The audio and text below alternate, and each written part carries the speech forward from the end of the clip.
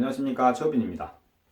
1945년 8월 15일 우리나라는 그토록 기다리던 광복이라는 기쁨을 누리게 됩니다. 이것이 8월 15일의 첫 번째 의미입니다.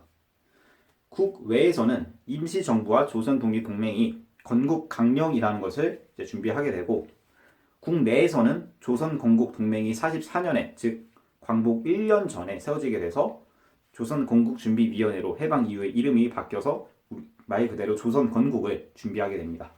여운형 선생님께서 이 단체를 세우셨죠. 이렇게 우리나라는 많은 준비를 하고 있었지만 38년에 우리나라의 통일 정부 수립의 꿈은 어느 정도 좀 절망을 겪게 됩니다. 왜냐하면 38선이 그어지거든요. 38선 이북으로는 소련이 들어오고 남쪽으로는 미국이 들어오게 됩니다. 이 미소가 계속 대립하다가 나중에 모스크바 삼상회의라는 것을 하게 됩니다. 그래서 첫 번째로는 민주적 임시정부가 결정이 됐고, 두 번째 5년간 신탁통치, 그리고 세 번째로 미소공동위원회라는 것이 결정되게 됩니다. 자, 여기서 이 미소공동위원회가 언제 열리냐면 1946년에 드디어 열리게 됩니다. 참고로 말씀드리면 3월에 열립니다. 이게 뭐냐? 제 1차 미소공이다. 이게 이때 열리게 됩니다. 그래서 열려서 이게 원래 뭐 하려고 열린 거냐면 모스크바 삼상회의 때 결정된 내용들이 있을 거 아니에요. 이 내용들을 이제 어떻게 처리해 나갈지 그 과정을 이제 토론하기 위해서 이 위원회를 열게 됩니다. 그런데 문제가 생겨요. 또 미국과 소련이 싸웁니다. 왜 싸울까?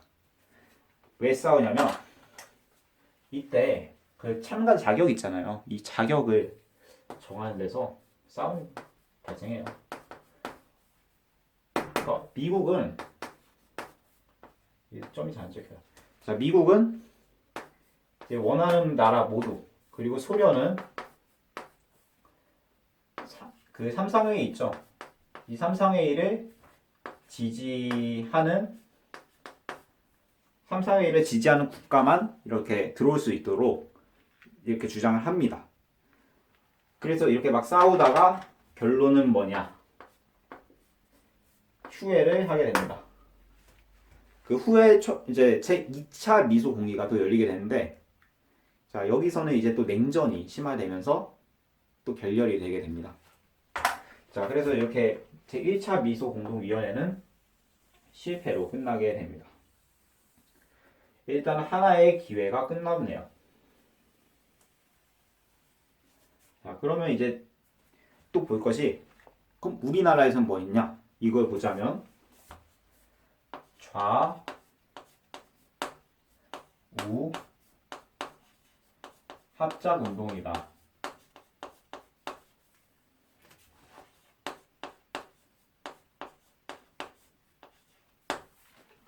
좌우 합작 운동 무슨 뜻 같아요?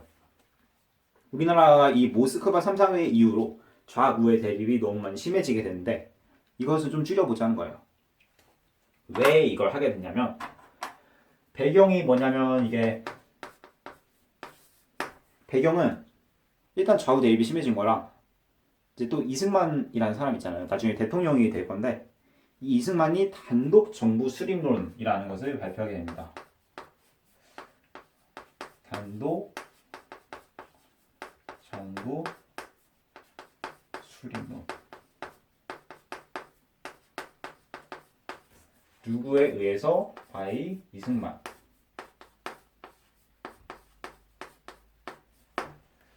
이 이승만이라는 사람이 이제 정읍 발언 유명하잖아요. 정읍 발언이 뭐냐면, 정읍에서 이런 말씀을 하십니다.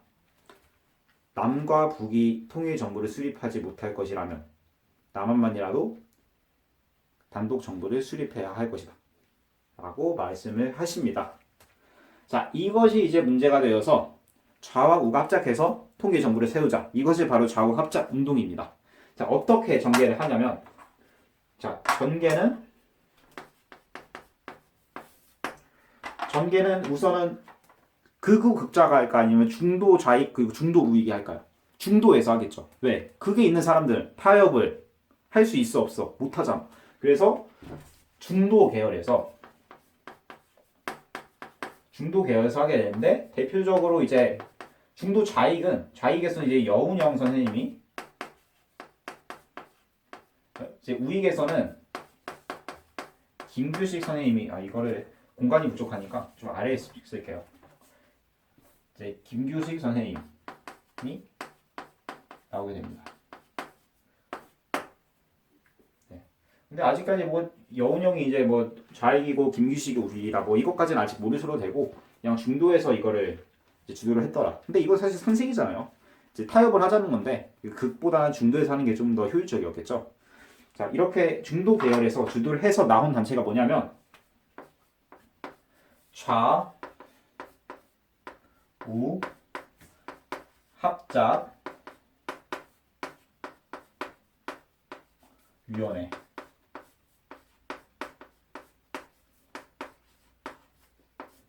좌우 합작 위원회입니다. 이게 1946년 7월이에요. 이때 세워지게 됩니다. 자, 이렇게 해서 이제 좌우가 좀 대립을 멈추려고 하지만 좌우 대립은 계속 심해지게 됩니다. 그래서 결국 어떻게 됐냐? 이것도 실패가요. 이것도 실패합니다. 자, 그러면 이제 또 한 가지의 희망이 실패한 거네요. 좀 안타까운 역사예요, 지금부터는. 기쁜 역사일 수도 있지만 안타까운 역사일 수도 있다고 저는 생각합니다. 자, 이렇게 좌우 합작 운동도 실패로 돌아가서 그럼 이제 희망 두 개가 그 방법 두 개가 다 날아간 거잖아요. 그럼 이제 마지막 남은 방법이 뭐냐면 국제기구에 이걸 상정하는 게 남았어. 이제 국 외적으로도 안 되고 국 내적으로 안 되면 어떤 다른 단체에 바뀌어야 되겠죠. 그래서 UN에 이 문제를 상정하게 됩니다.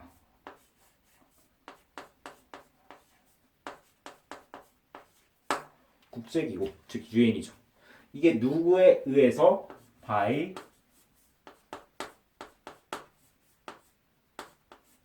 아마 한자 잘 하시는 분들은 아실 것 같은데 by 미국에 의해서 이 UN에 상정되게 됩니다. 그래서 UN에 상정을 했으면 UN에서 어떤 결정을 했을 거 아니에요. 이 UN이 어떤 결정을 하게 되냐면 처음에는 남과 북이 동시에 총선거를 해라 라고 합니다. 그래서 이제 1947년 11월에는 통일 정부 수립 결의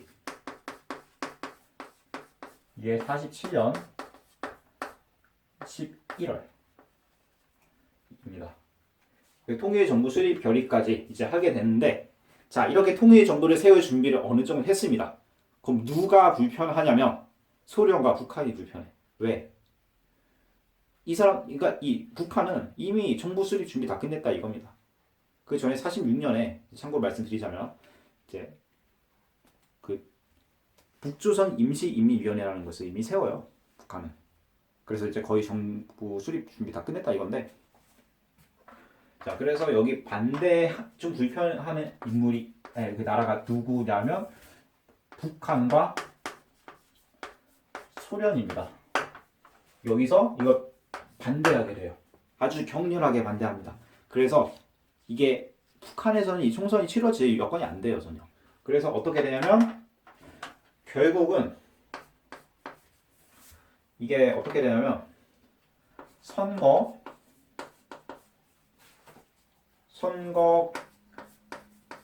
가능 지역만 이걸 하라고 이제 결정이 났습니다.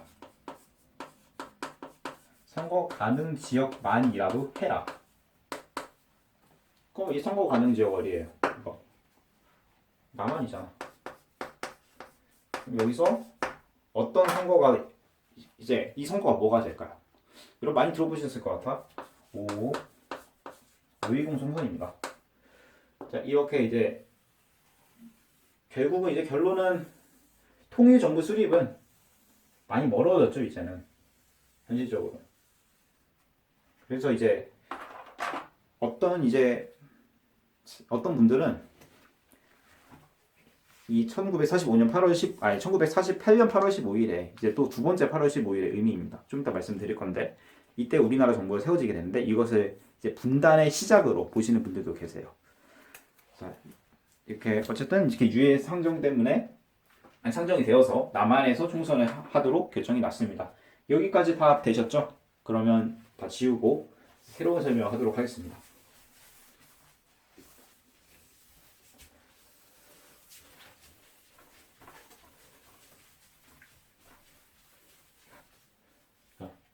네, 다 지웠으면 새로운 설명을 하도록 할게요. 그러면 1948년에 그러니까 일단 여기부터 1948년이에요. 이제부터는. 그럼 이제 5.10 총선을 제가 처음부터 제가 여기다 쓰진 않을 거예요. 왜 제가 약간 중간에 이쯤에 써야 될 것 같은데 왜 여기다 쓰는지는 좀 나중에 설명을 드릴게요. 이때 바로 아까 그 유엔에서 결의한 내용에 따라서 5.10 총선이 치러집니다. 자, 5.10 총선이 치러지게 되는데 이 5.10 총선이 어떤 국회를 뽑은 거냐면 재헌국회, 즉 헌법을 만드는 국회예요. 이 재헌국회를 이제 구성하는 그런 총선이었습니다.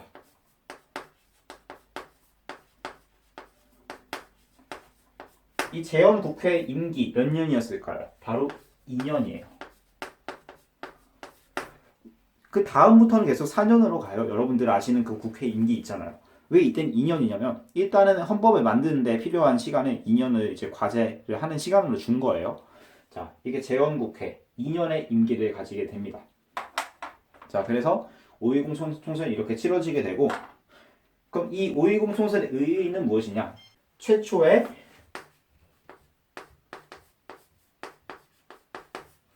보통선거. 우리 교과서는 여기까지 나와 있고 이제 여러분들께서 좀 추가로 알아두시면 좋은 거는 보통, 평등, 비밀 선거다 라고까지 이제 알아두시면 좋을 것 같습니다. 자, 최초의 보통, 평등, 비밀 선거다. 자, 그러면 이제 무엇이 있겠냐? 좀 중요한 게 그러니까 이거 자체를 이제 외우실 필요는 없는데 다음에 제가 설명드릴 거를 이해하시는데 좀 도움이 됩니다. 이게 의석 중에서 이제 300석이 있어요. 여기서 또 이게 두 가지로 나누면 100석이 이제 북한에 할당되니까 얘는 안 되고 200석 중에서 198석만이 채워지게 됩니다. 그럼 2석은 공석이잖아. 2석 어디 있어? 어디 있을까요? 그거 이제 지금 설명을 드릴 겁니다. 자, 이게 좀 저항하는 목소리가 굉장히 많았어요. 이 선거가. 이 5.10 총선이라는 거지. 그 20만의 지지 세력들은 이게 찬성을 했지만 그렇지 않은 사람들은 이제 통일정부 수립을 바랬기 때문에 이 5.10 총선을 반대합니다. 대표적인 인물이 김구 선생님 계시죠. 그분께서 이제 남북 협상이라는 것을 주도하시게 됩니다.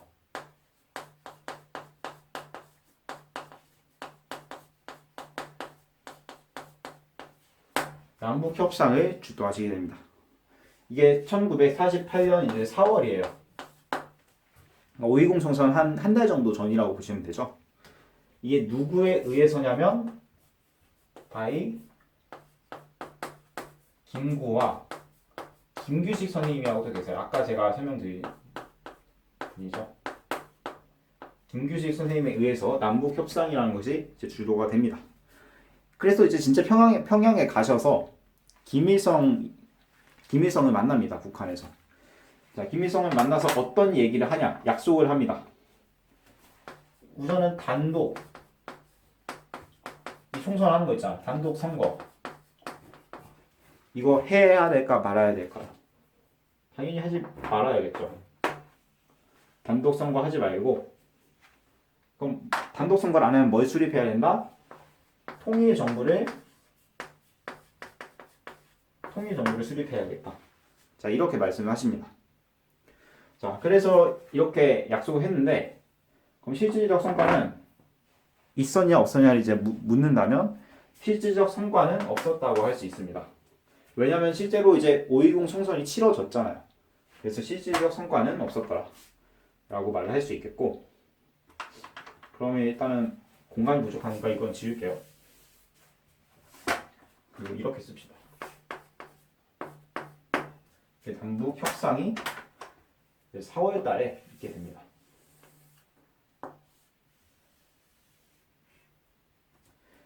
자, 이제 또 어떤 사건이 있냐면 이것도 4월 달에 있던 사건이에요. 좀 많이 아픈 사건인데 제주 4.3 사건. 제주 4.3 사건이라는 게 있게 됩니다.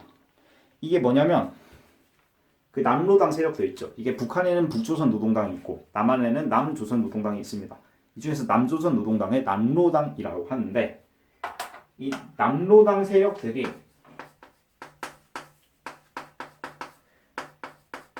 일단은 좌익 우익이라고 하면 좌익이에요.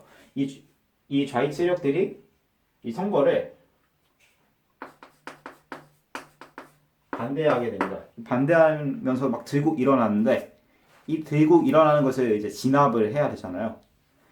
그래서 이제 진압을 합니다. 진압을 하는데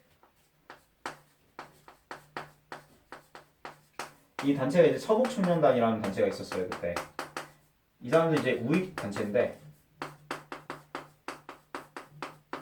이 서북청년단에서 진압을 하면서 문제가 발생해. 뭐 어떤 문제?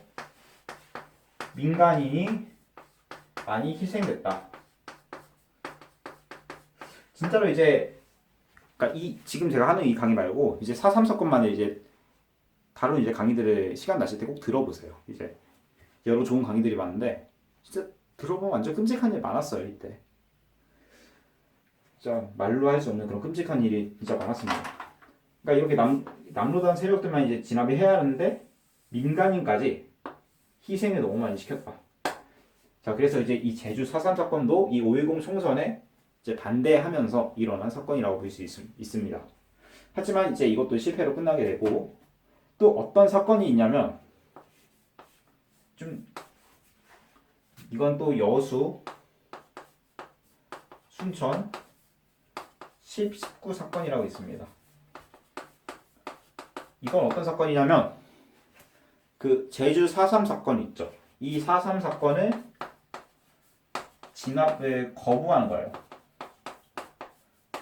누가 거부하게 되냐면 그 군대가 이제 거부합니다. 국군 14연대예요, 정확히는.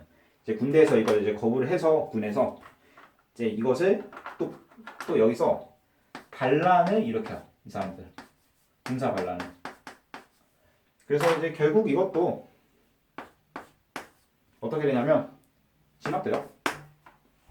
여순 19 사건도.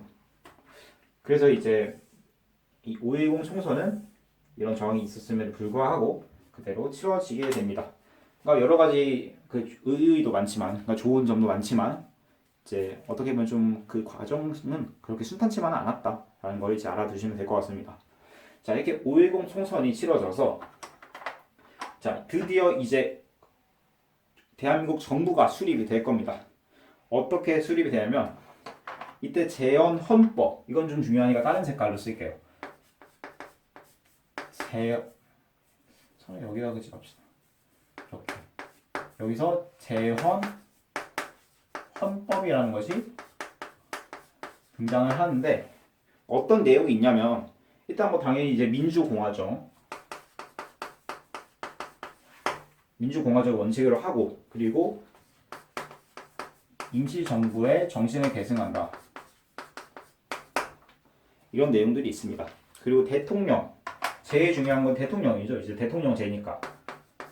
대통령이 누구냐면 이승만이라는 대통령이죠. 이제 부통령이 이제 이시영 선생님께서 되십니다. 이분도 이제 독립운동을 하시던 분입니다. 자, 대통령은 이승만이 되더라. 그래서 결국 초록색으로 썼네요. 그럼 이 재헌 헌법에서 그러니까 이 대통령은 이제 국회에서 뽑은 거죠. 이때는 간선제였어요, 아직까지는.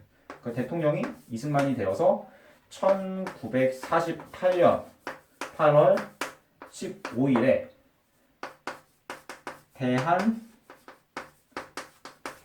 대한민국 정부를 수립하게 됩니다. 이게 1948년 8월 15일이에요. 여기까지 정리가 되셨나요? 네, 잘 되셨으면 좋겠습니다. 자, 이렇게 한번 딱 보시고, 네. 자, 그럼 이제 재헌 헌법에 그러니까 이제 8월 15일에 두 번째 의미가 나왔죠. 대한민국 정부 수립입니다. 자, 이렇게 두 가지 의미를 우리는 모두 살펴봤습니다. 그럼 이제 제가 재헌 헌법에서 아직 말씀을 안 드린 부분이 있는데, 그건 이제 다음 시간에 좀 짧게 다루도록 하겠습니다. 번외편으로. 어떤 거냐면, 친일파 청산과 농지개혁이라는 과제가 있어요. 이 정부에는. 그 정부의 과제를 다음 시간에 아주 짧게 다뤄보도록 하겠습니다. 여러분 수고 많으셨습니다.